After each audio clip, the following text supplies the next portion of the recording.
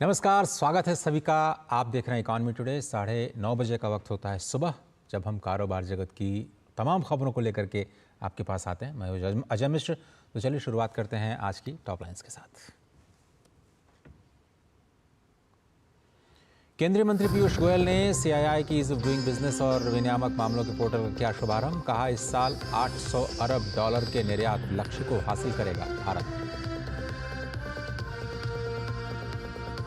समुद्री क्षेत्रों में खनिज ब्लॉक्स की बिक्री के पहले दौर की हुई शुरुआत। पहली खेप में अरब सागर और अंडमान सागर में मौजूद 13 खदान शामिल।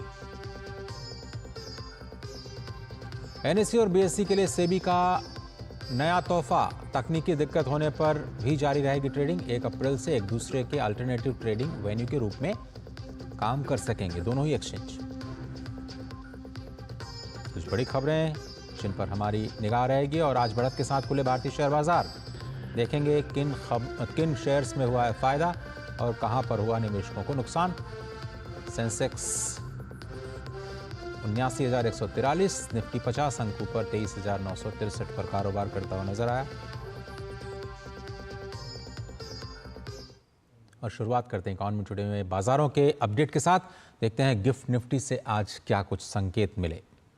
बढ़त का संकेत 24,148 का स्तर 28 अंकों पर गिफ्ट निफ्टी में कारोबार होता हुआ दिखाई दिया और इसका असर बाजारों पर भी साफ दिखा है। सेंसेक्स की ओपनिंग 100 अंक ऊपर 79,143 के स्तर पर हुई। निफ्टी में भी तेजी के साथ आज कारोबार की शुरुआत देखने को मिली। 48 अंकों पर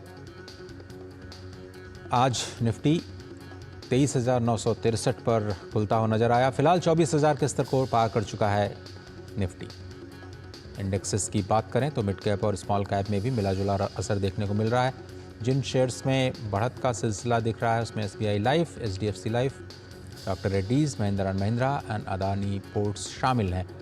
उधर अदानी ग्रीन्स 9% से ज़्यादा तेजी के साथ कारोबार कर रहा है। एफएमसीजी इंडेक्स में गिरावट है, मेटल्स में भी गिरावट है और टेक्नोलॉजी के साथ साथ पीएसयू स्टॉक्स में भी गिरावट है। सबसे ज़्यादा गिरने वाले शेयर्स में power grid, TCS, Grasim, ITC और अल्ट्राटेक सीमेंट शामिल है।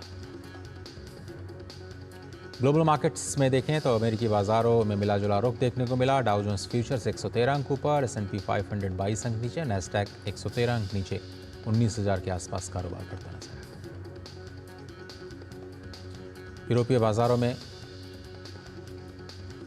थोड़ी सी बेहतर नतीजे दिखाई दिए। एफटीएससी लंदन स्टॉक एक्सचेंज काफ़ी फ्लैट, फ्रांस का सीएसई 36 अंकों पर, जर्मनी का डैक्स 163 अंकों पर। एशियाई बाजारों में आज सुबह की शुरुआत मिला जुला कारोबार के साथ शुरू हुई है। जापान में 165 अंकों की गिरावट देखी गई। हांगकांग के हैंगसेंग में 195 अंकों की बढ़त है और कॉस्पी, कोरिया का कॉस्पी करीब 40 अंक नीचे कारोबार करता हुआ नजर आया। और अब इकॉनमी से जुड़ी कुछ बड़ी खबरों पर नजर डालते हैं। अब तटीय क्षेत्रों में खनिज ब्लॉक्स की बिक्री का पहला दौर अब शुरू हो चुका है। सरकार की तरफ से की जा रही इस नीलामी के जरिए 13 खदानों की बिक्री की जाएगी।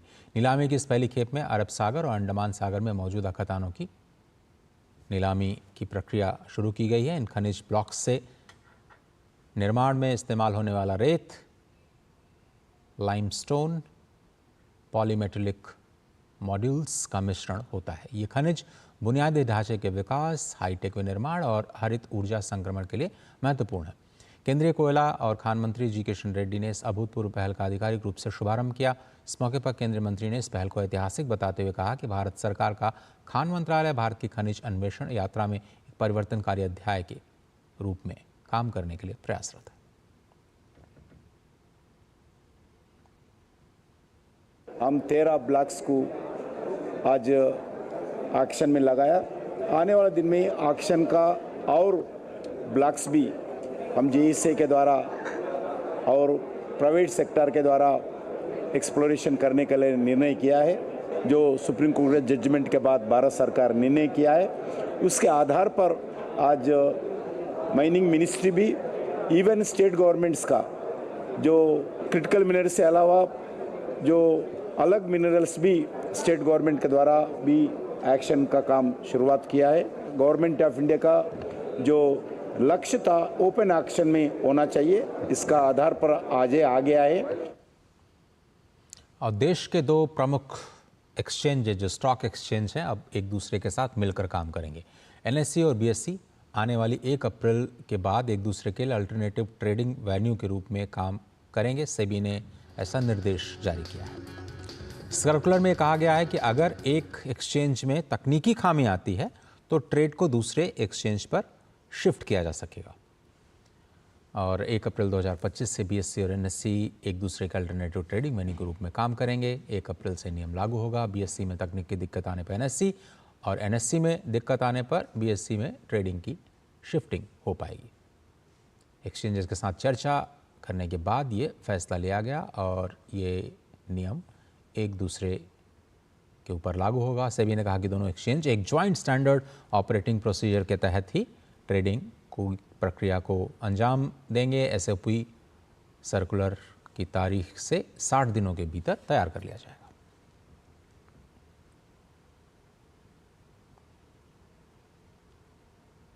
और मशहूर अनुभवी वैश्विक निवेशक जिम रॉजर्स ने प्रधानमंत्री नरेंद्र मोदी के नेतृत्व में भारत में हो रहे विकास की तारीफ की है। जिम रॉजर्स का कहना है कि भारत प्रधानमंत्री मोदी के नेतृत्व में अर्थव्यवस्था के मोर्चे पर बेहतर काम कर रहा है। उन्होंने कहा कि पहले के समय में भारत के अर्थशास्त्र की समझ इतनी बेहतर कभी नहीं रही जितनी आज है। जिम रॉजर्स का कहना है कि उनके जीवन में पहली बार है। उन्होंने कहा कि मुझे लगता है कि दिल्ली अर्थव्यवस्था के बारे में बेहतर समझती है। साथ ही प्रधानमंत्री मोदी की अर्थव्यवस्था के मुद्दे पर कई अच्छे काम किए हैं। जिम रॉजर्स को PM मोदी के नेतृत्व में पिछले 10 सालों में ही भारत की आर्थिक प्रगति पर उनकी विशेषज्ञता और रणनीतिक अंतर्दृष्टि के लिए भी जाना जाता है।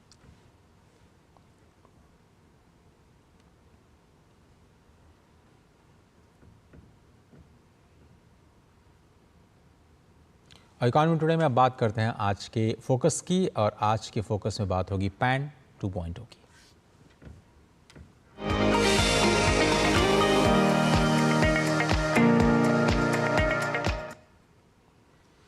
और आज के फोकस में बात करेंगे प्रोजेक्ट पैन 2.0 की। आयकर विभाग की पैन 2.0 परियोजना को अब कैबिनेट की मंजूरी मिल गई है। मंजूरी मिलने के बाद आप लोगों के मन में कई सवाल होंगे कि नए QR कोड वाले पैन कार्ड के लिए आपको कैसे अप्लाई करना है, क्या आपका पैन नंबर बदल जाएगा, आखिर नए पैन से फ़र्क क्या पड़ेगा।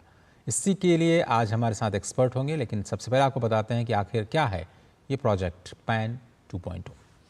दरअसल पैन 2.0 परियोजना टैक्स पेयर्स पंजीकरण सेवाओं को बेहतर बनाने का एक नया मैकेनिज्म है। ये वर्तमान पैन या फिर ट्रैन प्रणाली का एक अपग्रेडेड वर्जन है।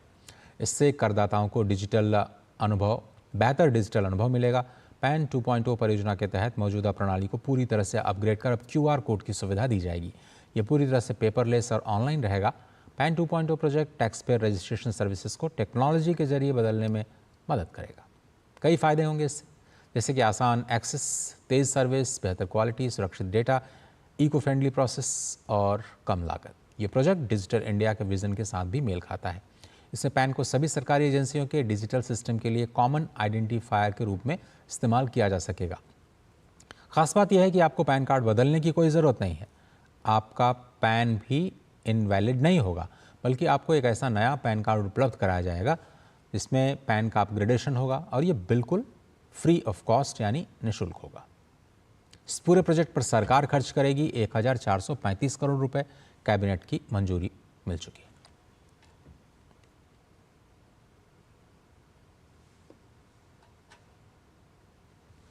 तो आगे एक्सपर्ट के साथ चर्चा करेंगे पैन 2.0 पर, साथ ही कारोबार जगत की दूसरी खबरों पर भी डालेंगे नजर। आप बने रहिए DD न्यूज़ के साथ।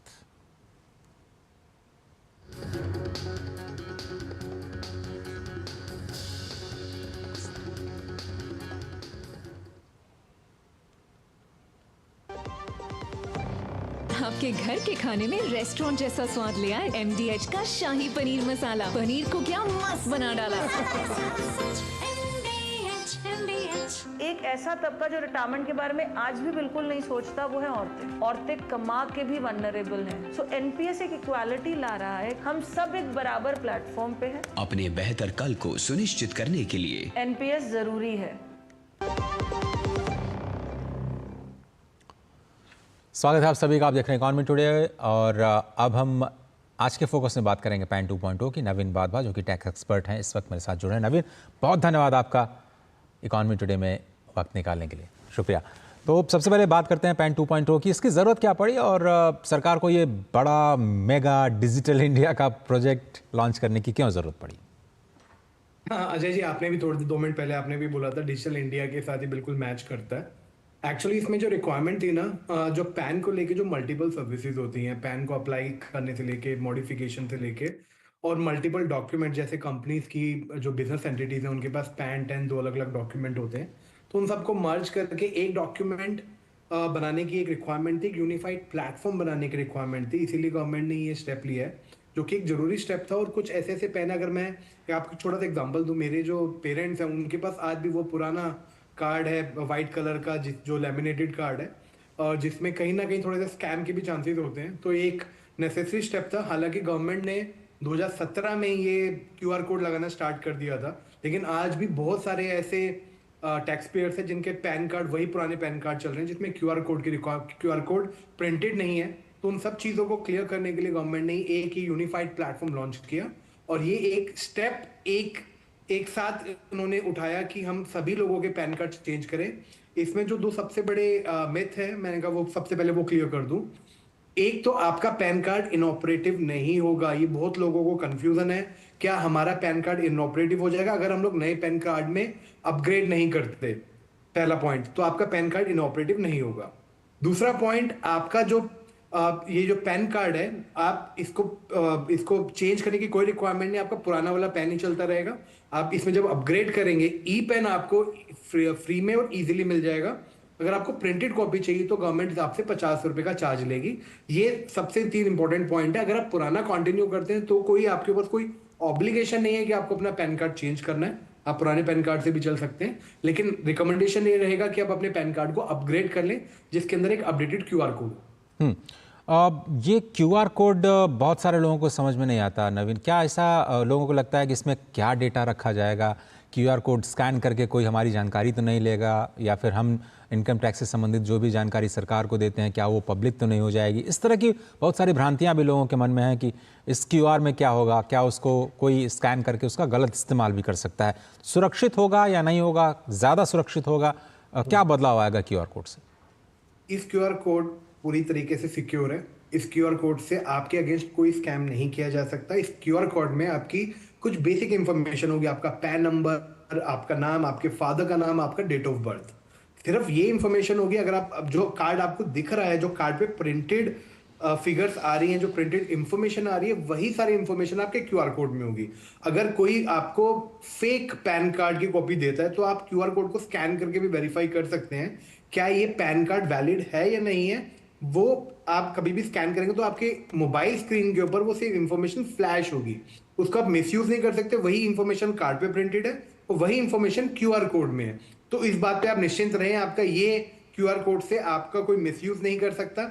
अगर आपका चाहे पैन कार्ड आपके बैंक अकाउंट से भी लिंक है तो भी आपका बैंक अकाउंट बिल्कुल सेफ है, उसमें कोई मिसयूज नहीं होगा। अब ये बात आती है कि बाकी जो इकोसिस्टम है सरकार की, वो इस पैन कार्ड का कैसे इस्तेमाल करेंगे? बैंक्स हो गए, आपके इन्वेस्टमेंट फर्म्स हैं, या फिर सरकार ही, वो कैसे आपके नए पैन को इस्तेमाल करेगी और क्यों इसको? कोई जरूरत नहीं है, कोई जरूरत नहीं है अजय जी। अगर आपने अपना पुराना पैन बैंक अकाउंट में, डीमैट अकाउंट में, इंश्योरेंस में कहीं पे भी लिंक कर रखा है, आपको कुछ नहीं बदलेगा। आपका वही पैन कार्ड चलता रहेगा जो आपका पुराना पैन कार्ड है। चाहे आपने 50 साल पहले पैन लिया हो, वही पैन आज भी आपका वैलिड रहेगा। सिर्फ आपका पैन कार्ड चेंज हो रहा है। तो ये बात समझे, जो आपके व्यूअर्स हैं उनको एक बात समझाना चाहूंगा मैं। पैन अलग चीज है, पैन कार्ड अलग चीज है। पैन नंबर यूनिक रहता है, लाइफ लॉन्ग एक ही रहता है पैन नंबर।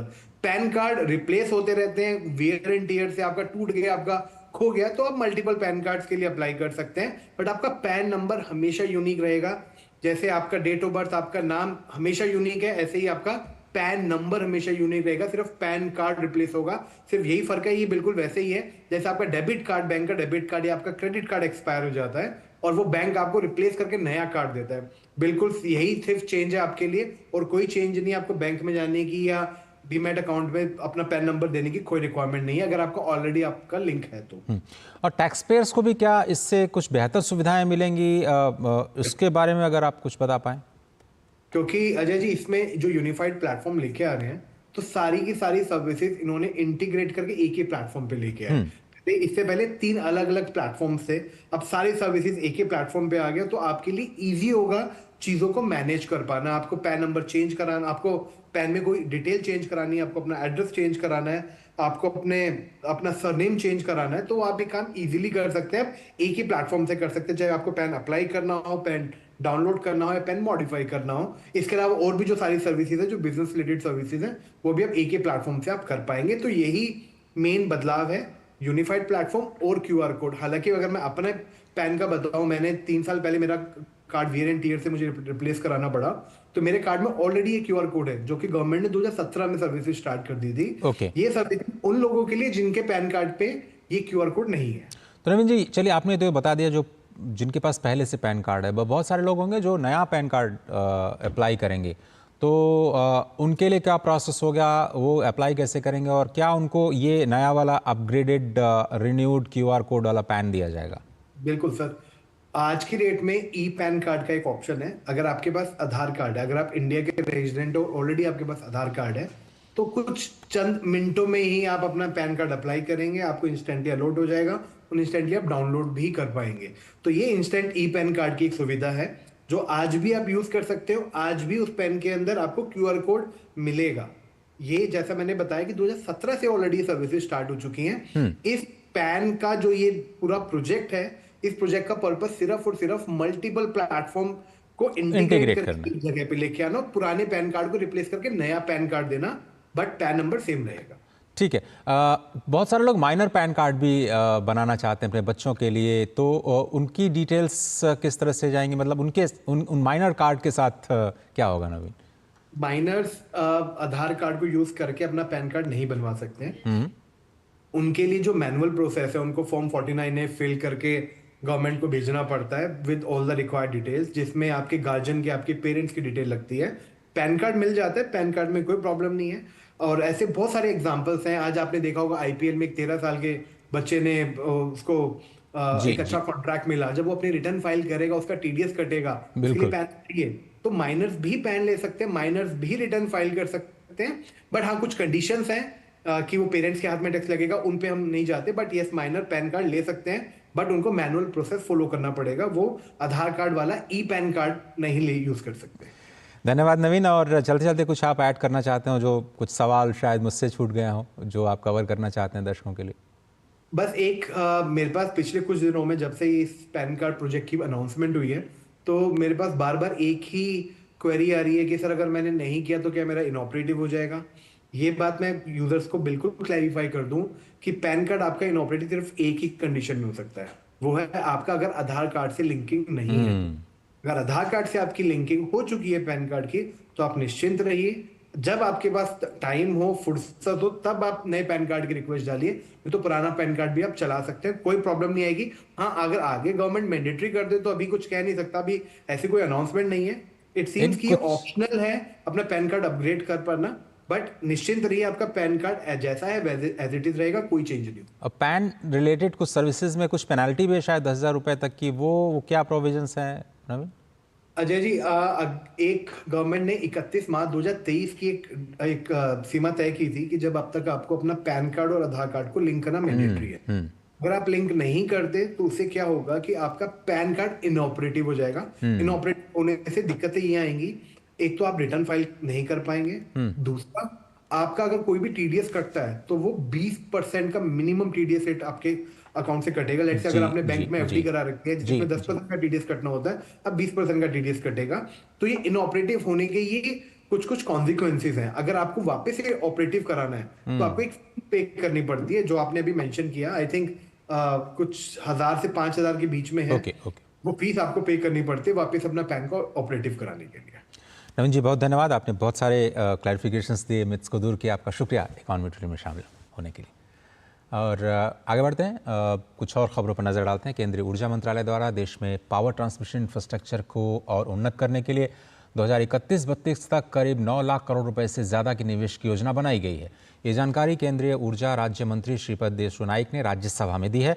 केंद्रीय मंत्री ने बताया कि अंतर क्षेत्रीय ट्रांसमिशन क्षमता को वर्तमान स्तर 119 गीगावाट से बढ़ा करके 26-27 तक 143 और 31-32 तक 168 गीगावाट तक बढ़ाने की योजना है। इस प्लान में ट्रांसमिशन के नए टेक्नोलॉजी विकल्प जैसे कि क्रॉस बॉर्डर इंटरकनेक्शन और ट्रांसमिशन में निजी सेक्टर की भागीदारी पर जोर दिया गया है। राष्ट्रीय विद्युत योजना ट्रांसमिशन में नेपाल, भूटान, म्यांमार, बांग्लादेश और श्रीलंका जैसे पड़ोसी देशों के साथ भी मौजूदा और योजनाबद्ध इंटरकनेक्शन को भी कवर किया गया है। एक दूसरे लिखित उत्तर में केंद्रीय मंत्री ने कहा कि वर्तमान में देश की कुल 13,997 मेगावाट की 28 जल विद्युत परियोजनाएं हैं, 6,050 मेगावाट की 5 पंप स्टोरेज परियोजनाएं हैं जो कि अभी निर्माणाधीन है। राष्ट्रीय विद्युत परियोजना में केंद्रीय ऊर्जा मंत्री श्रीपद येसो नाइक का बयान, वर्तमान में जो ट्रांसमिशन क्षमता 119 गीगावाट है, ऐसा उन्होंने जानकारी दी है। तमाम वैश्विक चुनौतियों के बावजूद देश से होने वाला निर्यात 800 अरब डॉलर के लक्ष्य को प्राप्त कर सकता है। वाणिज्य मंत्री पीयूष गोयल ने मंत्रालय की 10 साल की उपलब्धियों पर जानकारी देते हुए संसद में विपक्ष के गैर जिम्मेदाराना रवैये पर गहरी निराशा जताई। वाणिज्य मंत्री पीयूष गोयल ने कहा है कि बीते 10 सालों में विकास और रोजगार पर फोकस करते हुए सरकार ने सोची समझी रणनीति के तहत मैन्युफैक्चरिंग आधारित विकास को बढ़ावा दिया। यही वजह है कि देश से होने वाले निर्यात में बीते 10 सालों में अभूतपूर्व बढ़ोतरी हुई है और यह बढ़ोतरी वैश्विक स्तर पर तमाम चुनौतियों के बावजूद हुई। वाणिज्य और उद्योग मंत्री ने भरोसा जताया कि इस साल भारत से होने वाले निर्यात में इतिहास रचा जाएगा और देश से कुल 800 बिलियन डॉलर के निर्यात का लक्ष्य हासिल किया जा सकता है। 24-25, we expect to cross $800 billion of exports for the first time in India's history. In a way, despite having inherited such a weak economy, despite the Indian currency being one of the strongest performing currency amongst all emerging markets and not depreciating as much as other developing countries, despite 2 years of COVID, 2 international wars and the Red Sea crisis, despite all of these challenges, I do see before my eyes a further rapid growth in our export income. उद्योग मंत्री ने बताया कि आज भारत में सबसे सस्ता data उपलब्ध है और आज Bharat artificial intelligence, data centre, global capability centres के निर्माण के लिए विश्व का सबसे आकर्षक देश है। सरकार प्रोडक्शन लिंक्ड इंसेंटिव योजना यानी PLI की सफलता पर भी काफ़ी उत्साहित है। आंकड़े बताते हैं कि कोविड के दौरान लाए गए PLI स्कीम के तहत अब तक 12.5 लाख करोड़ रुपए से ज़्यादा का निवेश हुआ, 22.5 लाख करोड़ रुपए का उत्पादन हुआ और 10 लाख से ज़्यादा लोगों को नौकरियां मिली। विश्व का सबसे अट्रैक्टिव अगर कोई डेस्टिनेशन है आर्टिफिशियल इंटेलिजेंस के लिए, अगर विश्व का सबसे कोई अट्रैक्टिव डेस्टिनेशन है डेटा सेंटर्स लगाने के लिए, अगर कोई विश्व का सबसे अट्रैक्टिव डेस्टिनेशन है ग्लोबल कैपेबिलिटी सेंटर्स, जो आज दुनिया भर में बड़ी बड़ी कंपनियां भारत की तरफ आ रही हैं, भारत में बड़े बड़े सेंटर्स में लाखों लोगों को, युवा युवतियों को विशेषकर नौकरियां मिल रही हैं। अफोर्डेबल कंपेटिटिव प्राइस पे इंटरनेट और डेटा होने के कारण पूरी दुनिया समझ गई है कि भारत एकमात्र देश है जहां पे हमने अपना ग्लोबल कैपेबिलिटी सेंटर बनाना चाहिए। संसद के सत्र के बाद भारत यूके और अमेरिका के साथ मुक्त व्यापार समझौते पर वार्ता आगे बढ़ाने पर काम कर रहा है। उद्योग मंत्री ने इस बात की निराशा जताई कि देश का विपक्ष इन तमाम उपलब्धियों को नजरअंदाज करते हुए संसद में गतिरोध उत्पन्न कर रहा है, लेकिन बावजूद इसके युवा भारत पूरे आत्मविश्वास के साथ आगे बढ़ने को तैयार है। Ajay Mishra, DD news, Delhi. और देश के सार्वजनिक प्रसारक यानी दूरदर्शन ने OTT प्लेटफॉर्म के क्षेत्र में कदम रखा है। वेब्स इस नए OTT प्लेटफॉर्म की शुरुआत हो चुकी है। ये देश की अपनी खुद की डिजिटल मीडिया और OTT है। दर्शकों को एक संपूर्ण इंफोटेनमेंट इकोसिस्टम इस पर दिया जाता है। आप इसे डाउनलोड कर सकते हैं। एप्पल और एंड्रॉयड दोनों ही प्लेटफॉर्म्स पर ये उपलब्ध है। दर्शकों के लिए बड़ी सौगात और अच्छी बात ये कि आप टेलीविज़न स्क्रीन पर ये जो QR कोड अभी दिखाई दे रहे हैं, आप उनको स्कैन करके भी डाउनलोड कर सकते हैं। आपको दूरदर्शन के सारे आर्काइव्स और वो बेहतरीन कंटेंट जो आप मिस कर रहे हैं, अभी भी अपने बचपन की यादों में वापस जाना चाहते हैं, तो आपके लिए एक सुनहरा मौका है। बेहतरीन कंटेंट के लिए आप वेब्स ज़रूर डाउनलोड कीजिए। और चलते चलते आपको छोड़े जाते हैं कारोबार जगत की दूसरी खबरों के साथ। बने रहिए, देखते रहिए डीडी न्यूज़। नमस्कार। केंद्र सरकार खुले बाजार में गेहूं की कीमत को नियंत्रित करने के लिए ओपन मार्केट सेल्स स्कीम घरेलू 2024 के तहत ई नीलामी करेगी। इस फैसले के तहत भारतीय खाद्य निगम आटा मिलों, गेहूं उत्पादों के निर्माताओं, प्रोसेसरों, गेहूं के अंतिम उपयोगकर्ताओं को ई नीलामी के लिए 25 लाख मीट्रिक टन गेहूं उपलब्ध कराएगा। एनसीबी ने 18वें एनसीबी अंतर्राष्ट्रीय सम्मेलन और सीमेंट और कंक्रीट प्रदर्शनी के दौरान 2 ऐतिहासिक समझौते किए हैं। भारतीय सीमेंट क्षेत्र में डीकार्बोनाइजेशन के क्षेत्र में अनुसंधान को बढ़ावा देने के लिए एनसीबी ने global cement and concrete association के साथ करार किया है। इसके साथ ही सीमेंट उत्पादन में थर्मल प्लाज्मा टॉर्च तकनीक के अनुप्रयोग पर AIC plasma tech innovation foundation के साथ एक अन्य MOU पर हस्ताक्षर किए हैं। गूगल के खिलाफ CCI ने बड़ी कार्रवाई की और गूगल और उसके सहयोगियों के खिलाफ जांच के आदेश दिए। ये कार्रवाई भारतीय प्रतिस्पर्धा आयोग ने गेम खेलकर पैसे कमाने से संबंधित ऐप को प्ले स्टोर पर सूचीबद्ध किए जाने के मामले में कथित तौर पर अनुचित व्यापार तरीके अपनाने के मामले में की है। आयोग ने अपना आदेश पारित करते हुए कहा कि महानिदेशक को अधिनियम की धारा 26(1) के प्रावधानों के तहत मामले की जाँच करने का निर्देश दिया जाता है। दिल्ली में centre for development of advanced computing Chennai और NAV वायरलेस टेक्नोलॉजीज के बीच ट्रांसफर ऑफ टेक्नोलॉजी एग्रीमेंट किया गया है। इसमें CDAC चेन्नई द्वारा विकसित लाइफाई टेक्नोलॉजी को इस प्राइवेट कंपनी को दिया गया। देश में मुख्य खनिजों के उत्पादन में वित्त वर्ष 2024-25 के पहले 7 महीनों में मजबूत वृद्धि दर्ज की गई है। खान मंत्रालय के मुताबिक देश के कुल खनिज उत्पादन में लौह अयस्क का हिस्सा मूल्य के हिसाब से 69% है। पूरे वित्त वर्ष यानी 2023-24 में लौह अयस्क का उत्पादन 274 मिलियन मीट्रिक टन था। श्रम और रोजगार मंत्रालय ने कार्यबल में महिलाओं की भागीदारी में उल्लेखनीय वृद्धि दर्ज की है। PLFS रिपोर्ट में उपलब्ध आंकड़ों में 2017-18 से 2023-24 के दौरान 15 वर्ष और उससे अधिक आयु की महिलाओं की श्रम बल भागीदारी दर और श्रमिक जनसंख्या अनुपात में बढ़त देखी गई है। मुकेश अंबानी की रिलायंस इंडस्ट्रीज ने घोषणा की कि उसकी सहायक कंपनी ने अमेरिकी कंपनी WHI में 21% हिस्सेदारी खरीदी है। इस सौदे से रिलायंस का तेल से लेकर टेलीकॉम तक का कारोबार अब हीलियम क्षेत्र में भी फैलेगा।